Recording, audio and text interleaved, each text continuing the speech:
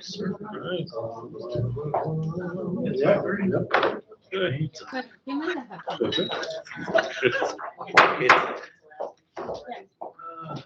Call the meeting to order.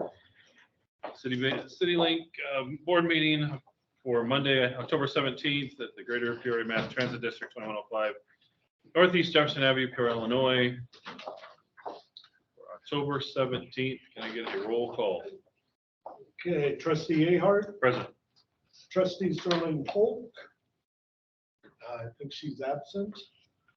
Trustee Hare, Present. trustee Knox, Present. and trustee McBride. Nick, would you like to do roll or pledge, please? I pledge allegiance to the flag of the United States of America and to the republic for which it stands, one nation, under God, indivisible, with liberty and justice for all.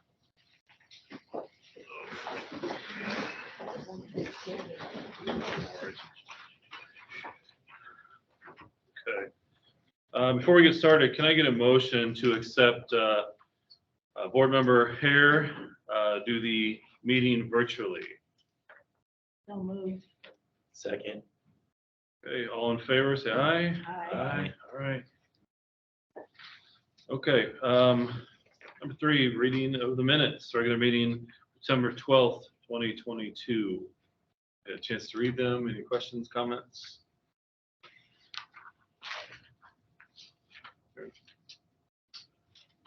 No? Okay. And the minutes, we'll just do them both at once. Any corrections or comments on the minutes from the board retreat, August 16th, 2022? Hearing nothing, can I get a motion to approve both? So moved. And a second? Second. And all in favor to accept the minutes as recorded, say aye. Aye. Ayes, hearing none, they pass. Receipt and reading of communications. Okay, we have one this evening. Dear Mr. Rolfs, all of us at Peoria Public Library would like to thank you for spearheading this generous partnership between our organizations. The fact that you and your board members included our sister libraries is such a testament to CityLink's commitment to community. Please share our gratitude with them as well. Even just a few short days into this promotion, we are seeing such goodwill and so many new patrons seeking a library card that can take advantage of the essential service CityLink provides. We're seeing many return to us too because of this strong incentive. We're keeping statistics and look forward to sharing more stories, but let me just relay one very special account that you can share with your board and program development committee of a family we helped with just today. This family of 7 recently lost their home in a fire in Wisconsin, and they moved to Peoria to stay with relatives. As inexpensive as CityLink is, the fact that we can help this family save some money while connecting them to our free resources and programs meant the world to them. After such a devastating loss, this was some good news. Finally, we would be remiss if we did not thank Emily Watson and Ken Body for all their hard work in making this a reality. It's obvious that they care about making CityLink a shining example for other transit agencies to emulate.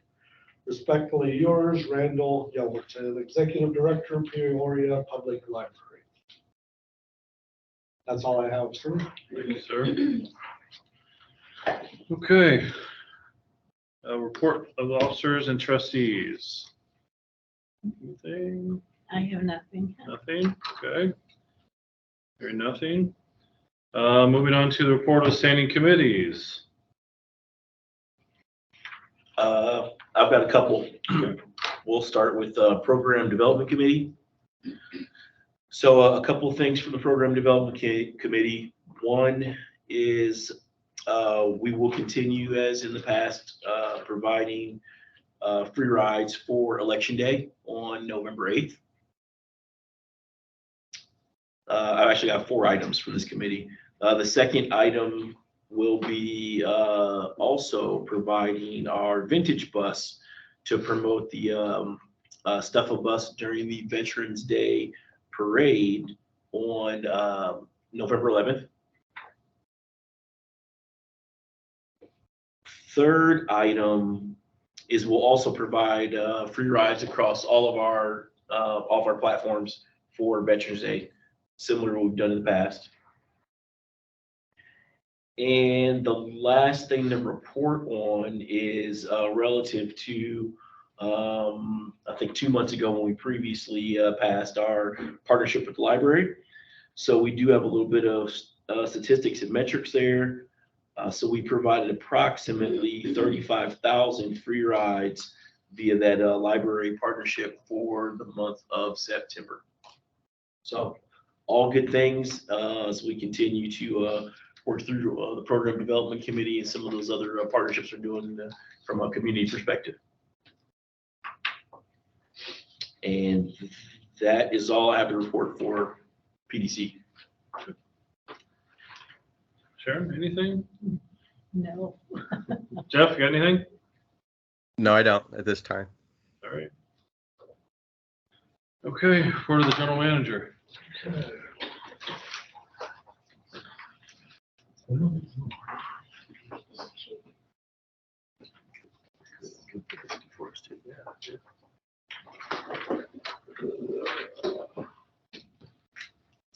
I had to test, see, I had to test this. There it is. I had to be the first one to test the mic to make sure it was working, so. A few things to discuss or bring you aware of. When we were out in Seattle last week, we got a couple takeaways on some things. One was the Fare Free program. And I think the biggest thing we got from that was don't try and do it all at once. Start with some different programs. I think like the veterans here, that would be a good start. And then another thing Shammer and I are looking at are the Medicaid funding as a way to offset some of the free fares that come in. We can collect money or revenue on the Medicaid side to offset some of that. And then also look at some other programs or places that we can offset if we decide to go fare free, how we can offset that $2.6 million. And I know you and I discussed maybe talking to ICC, Bradley, Caterpillar, Komatsu, all, and see if there's just some other way to collect some revenue to offset that. So that'll be something we'll be working on. I know Nick and Chandler are also working on how we're going to adjust our fare collection anyway. And, I think as we bring those two pieces together, by the time we get done, we'll be able to figure out what's going to happen in that front. One of the things I attended when I got back, economic development for Peoria was doing a site selection for biomanufacturing, human medicine, and something else. And it was a really interesting meeting. It was Friday morning down at the museum. A lot of leaders from the community were there, and they brought in these people, and they were like international. There was only 3 of them, but they'd just been in the States, they said, like the last 2 weeks. But what they had done is met with the people in Peoria, and they're trying to get into biomanufacturing. And they're like, you guys are just not even on the scale or, on the blip when it comes to that. And, your medical facility is great and everything like that, but, you're really going into something that, is uncharted for yours. So they were giving us, what's the positives, what's the downside, and of Peoria for bringing in something like this. And so it was kind of an interesting perspective because, the people put themselves out there to find out, where they stacked up in the nation. They're going against communities like Indianapolis, Chattanooga, Columbus, Ohio, and then not to mention the big East Coast, West Coast, places. And so, it's kind of where we're at too. One of the things they said out there in Seattle was don't be afraid to fail, but if you fail, fail fast, figure out what you did wrong and pick up the pieces and move on. And, I think that's part of what I do going out to these events, is show them what public transit is in Peoria, what we're working on, where we're going, what's happening. I've got a meeting tomorrow with realtors, PAR, Peoria Area Association of Realtors, and they got some grant money, and they're looking at the McKinley School site, and I think it's Woodrow Wilson, another abandoned school site.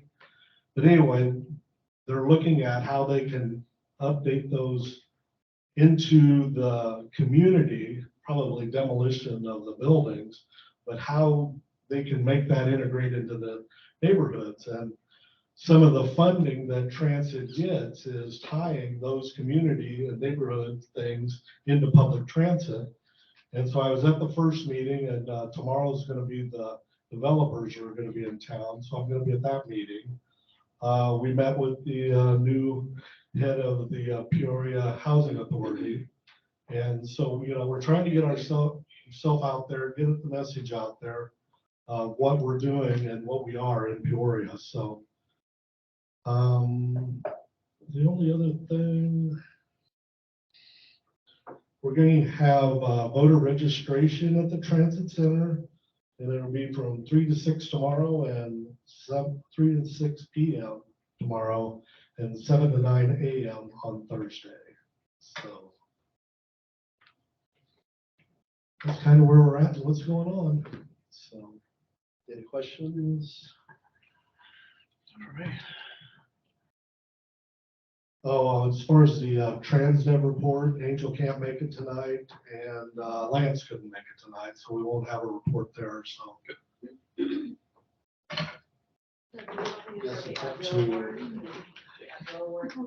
Oh, that's right.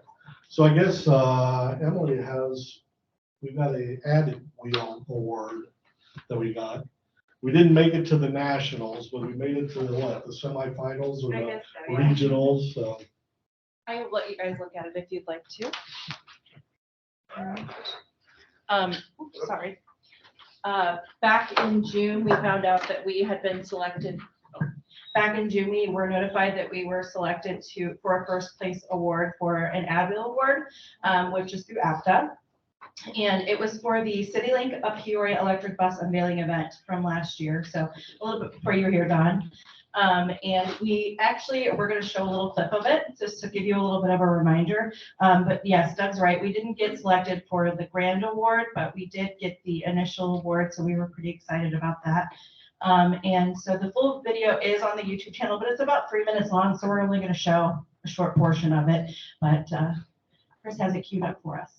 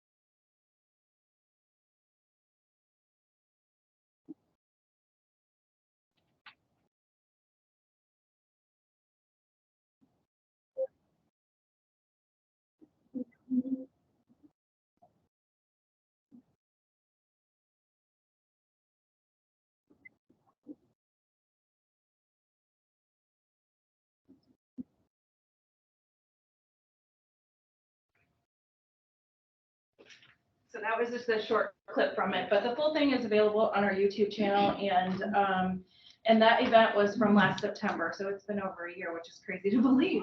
Yeah, so that was what we got that award for. Okay. I think Pat's not here, so Nick was gonna do the Okay. building. That's my next, good. Next, new facility update.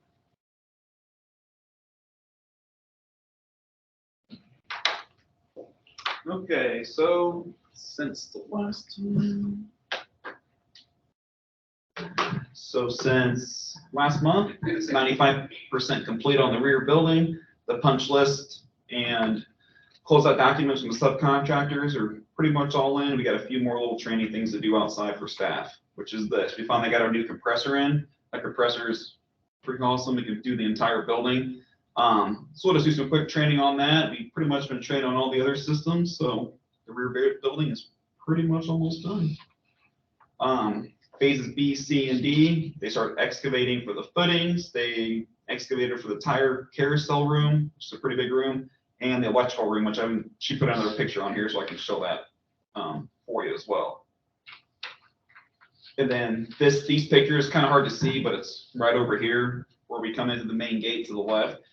They excavated all that out. They put in some new storm piping, removed all the asphalt. Then they just recently, there's not pictures on here, but they got it all re-poured in the last week, which is a big deal for us because that's just more, real estate to house buses.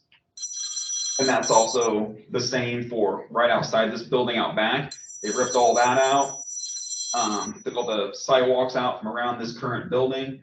They put new concrete back on,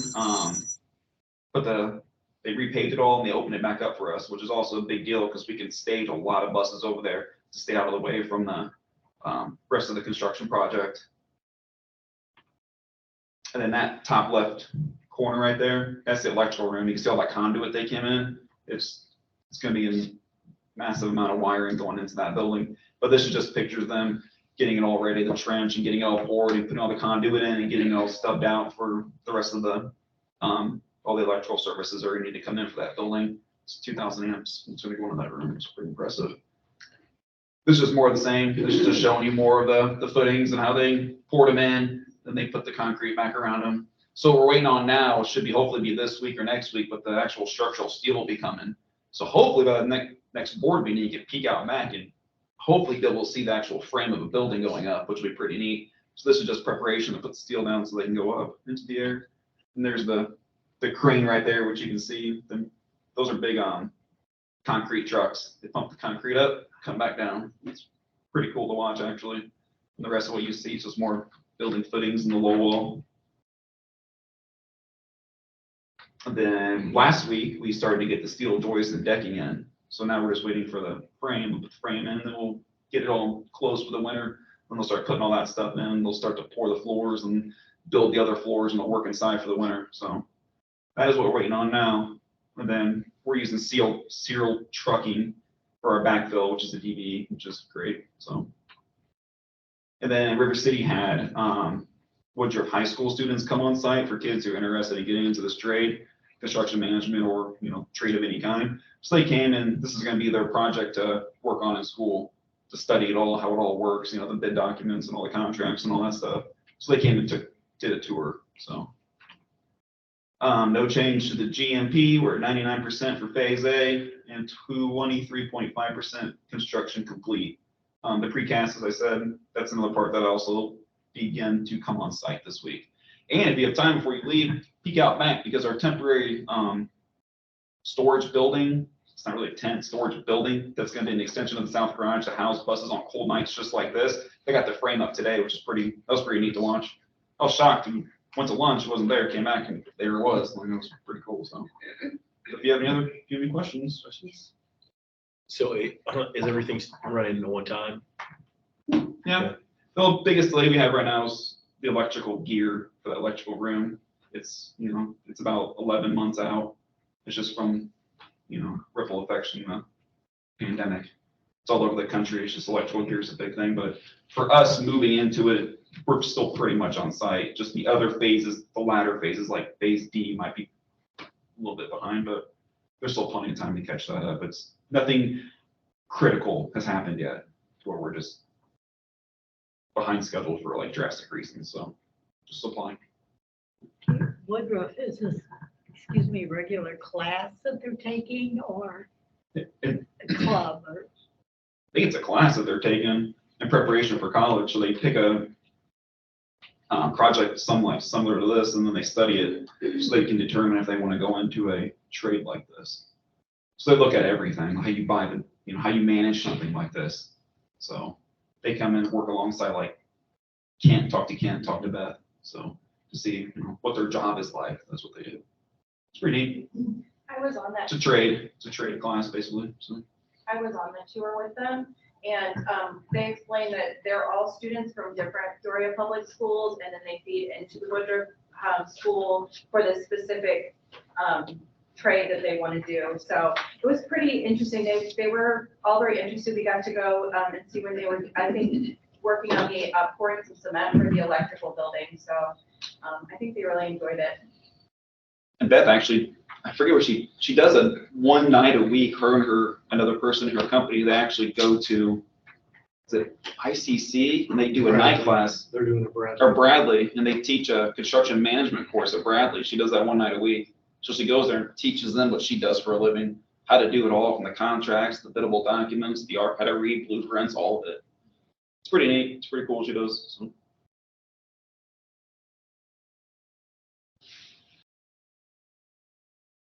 Yeah, next month's video was gonna be super impressive. Yep. Because all the wall sections should be up and some of the roof and finally look like something. Okay, thanks, Nick. No returns, Deb, so we're to public comments. Okay, I have a question for you. Because I want you to time it for me. Typically, we do 5 minutes, so we have 2 you want to do, or you want us to? No, it's 5 minutes on both. Okay, all right, very good. So you get to time it for me. So the first one is Dorothy Wheeler, and Dorothy would like to talk about the petition. Is that within their? That's what the packet is. Their binder? Petition. Okay, folder, okay. There's 638 signatures that we have gotten since I talked to you in July.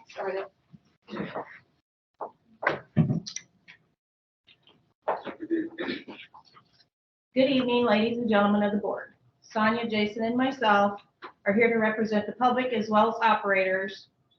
We're here to provide the board members with another view of what's going on with the bus routes and employee morale. The employee morale. January 2023 will make 8 years Jason and I have been bus operators with CityLink. Morale is the lowest it's ever been. The operators don't feel valued or respected from management. There is little to no direct communication from management to the backbone of CityLink.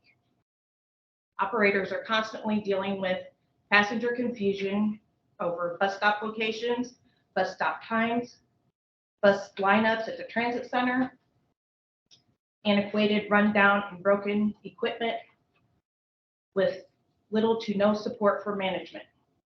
Studies show a successful business focuses on employees first. Employees that feel secure, valued, and respected create a more successful business environment. It's more proven in corporate America when employees are confident with their career, call-in, workman comp claims are down. Our passengers.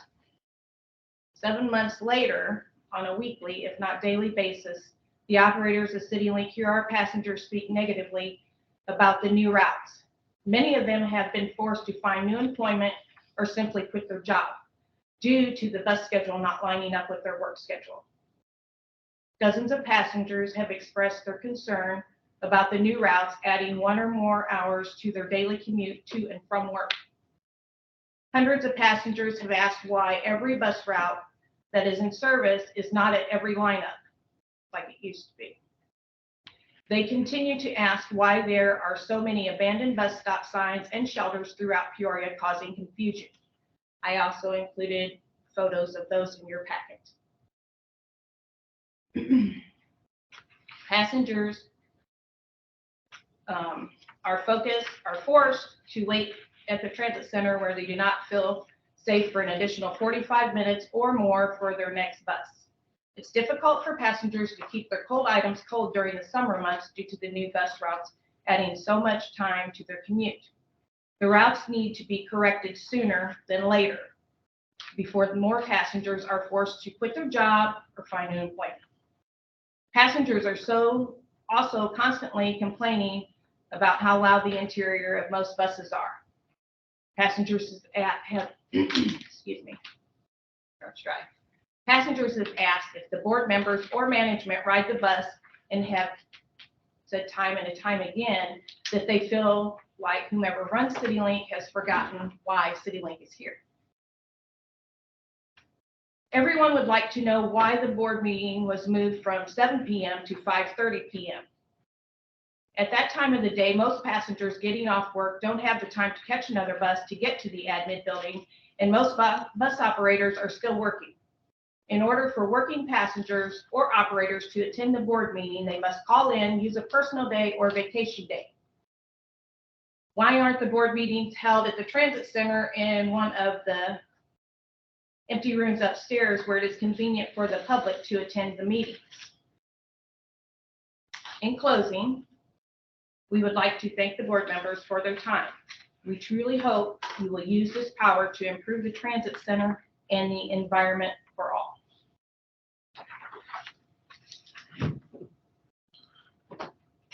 Questions from any of the board members? And you'll be answered by Doug. Doug responds to every public comment by the end of the week of the board meeting in writing. So they can't ask me no questions. It's up to the board chair whether he responds or not. That's not typically how it's done, but it's up to the board chair. Do we have any questions? I'll allow them to ask questions if they have any.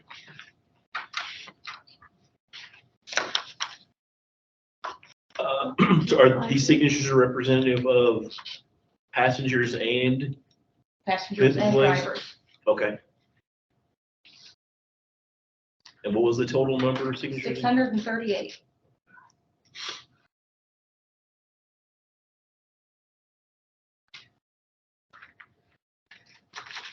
Okay, And Thank we've you. reached 5 minutes. thank you, Dorothy. Thank you. Appreciate it.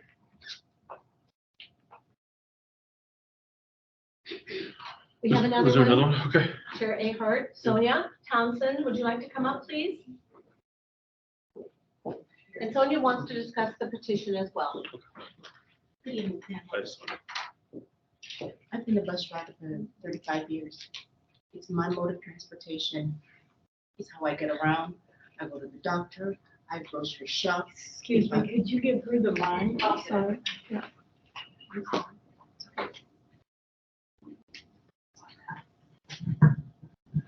Sorry about that. I've been a bus rider for over 35 years. It's my mode of transportation. It's how I shop, go to the doctor, and anything else I need. The 35 years I heard that the old route was in place, it worked. It had its issues, but it worked. I never saw this setback. There's two new lineup that we have, before the till and before the after. They work against each other. With the old route, some of the buses, they connected with each other, so you could jump off one bus while in transit, get on another, and go to a totally different direction. With this one, you cannot. You have to go downtown to that transit center every time you need a bus. When you get there, chances are good that the bus you need will not be in that lineup. So you're gonna sit there and watch a lineup pull away, and you're not on there. That's revenue you just lost. We are the revenue. Waiting for a lineup, for instance, on a Saturday, I work Monday through Friday. I like to go to Walmart on Saturdays, do my grocery shopping. If I leave my house at 7:45 for the first bus out, and I'm just going to Walmart and Allen Road, I don't get back home until 12:30, 4.5 hours, and I have not been anyplace else. That's not what I expect from the service you're giving me. Everybody knows doctor appointments are made 2-3 months out now. With this new system, chances are good, we're gonna have to be at a doctor's office an hour before our appointment simply because of how the buses run. This has to change. When this first took effect, it was bad between drivers and customers. These drivers are the only communication, the only contact we have between you guys and the staff at CityLink. So when you guys never notified us, we didn't know what was going on. We went out there, we stood out there missing buses and did not know why. We assumed that the bus drivers knew everything. The relationship was bad because when they told us, well, we don't know anything either, we either assumed they lied or didn't give a damn. Some drivers were nice, some were understanding, and we had some bad passengers too. But that's something that has to be worked out. This is not going to work. We already know that it does not work. I took over 500 of those signatures by myself, right there in that CityLink Transit Center, within 15 minutes or 30 minutes. That's how I knew other people felt the way I felt. That's for you to know. All of them's not here, but those are the people who are agreeing. We saying that this does not work. You tried something, it was supposed to change for the better. We're supposed to get something out of this because there's no CityLink without us. There's no paychecks for none of you without us. It's not hard to do. We have to mean something. We're the ones, it's our tax dollars that built that transit center. You guys said you were building it so that every single stall would have a bus in there, that when we come down there, we can get a bus in and out in 15 minutes. It was working. You just jammed us up and took that away. None of you ever come out of your office to come out there and see how we move, how we live. You bring people from the outside to tell you how you should run the system. Ask the drivers, ask me. We are it.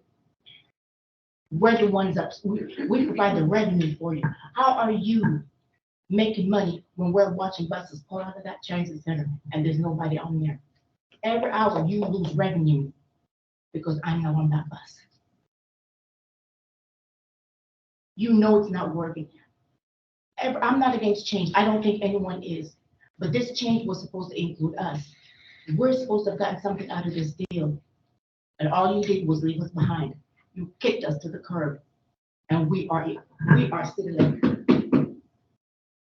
CityLink wouldn't be here without us. And that's just what it is. I'm trying to see if I missed anything. The buses, when COVID came in, it was unexpected for everybody. Nobody knew what to expect. You shut down half the bus to protect the drivers, and then you crammed the rest of the community in the back of the bus. Those old buses on average hold 44 seats. So you crammed the entire community in 22 seats. Then you had a sign up that said, wear a mask and stay 6 feet apart. But you forgot to tell us how to do that. We didn't need free rides. We needed extra buses to keep the body count down.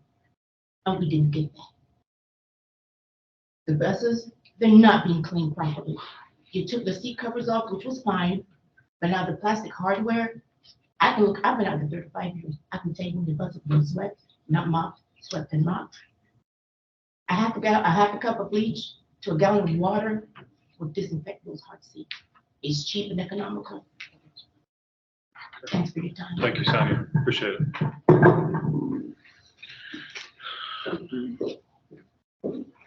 Okay. Any other public comments? Just two? That's all. Okay, all right. All right, any old business coming before the board? Hearing none, new business.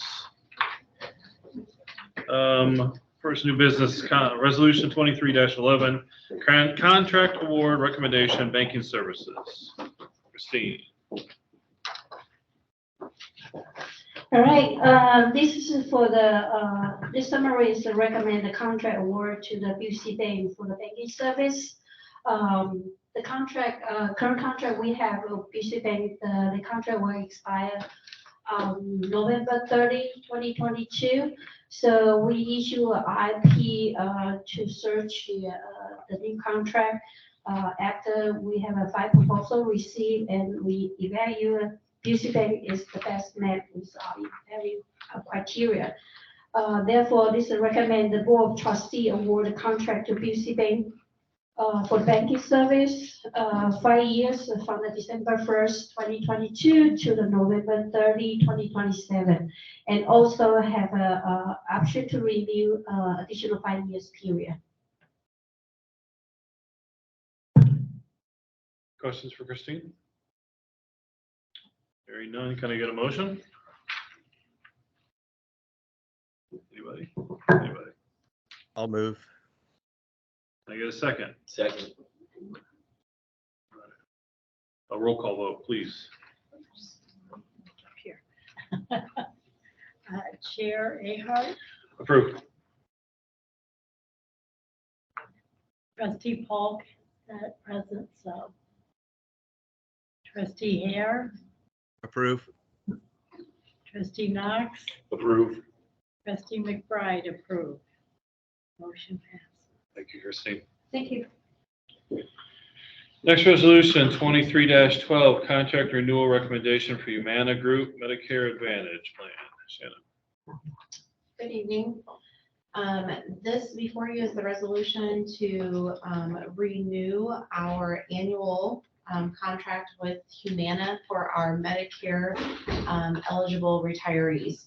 And this, our current one will end December 31st of this year. So the new contract period will be January 1st of 23 through December 31st of 23.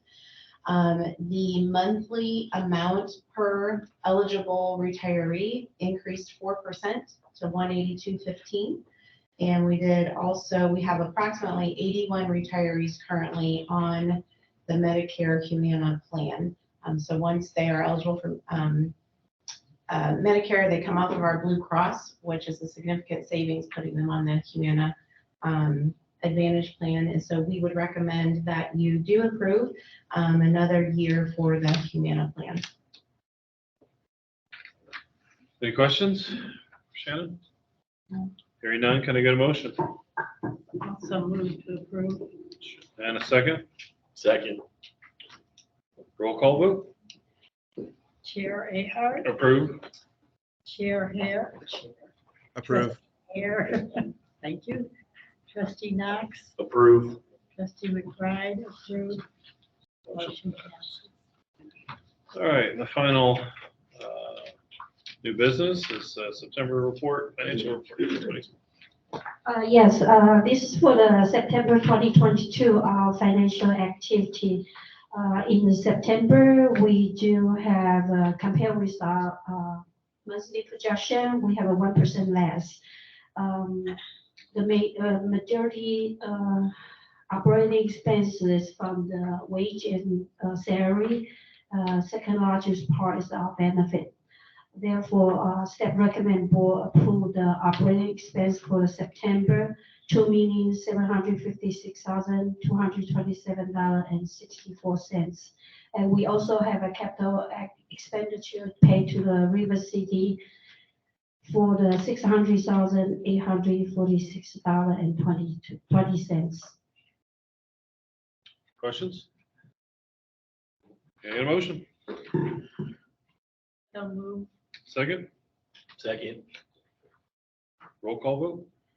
Chair Ahart, Approved.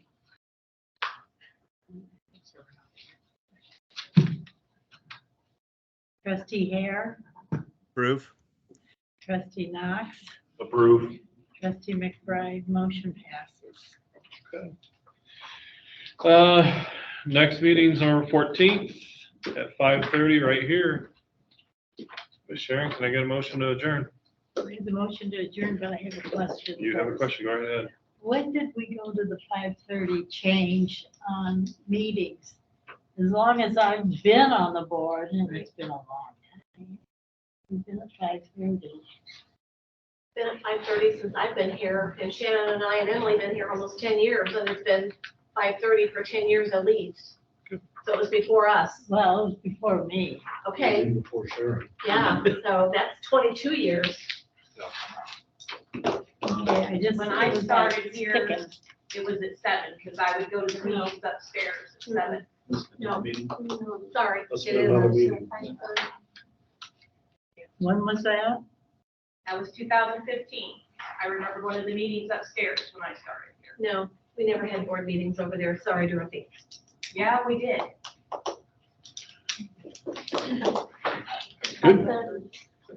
Good. Motion to adjourn. Motion adjourned, second, Don? Second. All right, adjourned.